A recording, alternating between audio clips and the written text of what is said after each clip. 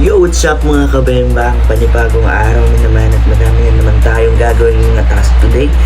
Dahil ngayon ay 8 months old ng aking anak at ngayon ay matatapos na ang punishment ko sa Bigo Live.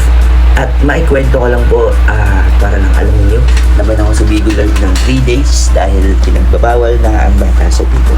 Ayan, sa mga nagbibigo live guys, huwag na huwag kayong magdadala ng bata kahit kasama kayo ay mau-autoban. Ayan. At sa mga gusto pa lang makipagkulitan sa akin live, punta lang po kayo sa akin Bigo ID, Margo15. Ayan. At ngayon naman guys, magpapahid tayo ng ating daily skincare. Ayan, ano naman yung ginagawa mo, PJ? At ngayon naman ay pinapahid ko na po at medyo mahapdi lang po siya sa mukha. At nang matapos ay kinarga ko na nga si Margo at dahil nag-iiyak na siya. At ngayon naman ay nakapag-live na po ako dahil tapos na po ang aking 3 days punishment. At after many years, natapos na po ako mag-live at magsusuot ako ng medyas dahil lalabas ako. Bibili ako ng cake ni Margo. Ayan.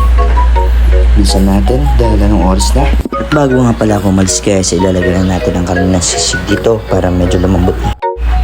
At ngayon naman ay dito na tayo sa Red Ribbon Baliwag at pipili tayo ng cake. At maliit lang ang binili natin dahil kapos tayo sa budget ngayon. At isinabay na natin ang ulam dahil baka pumayat tayo. Ayan.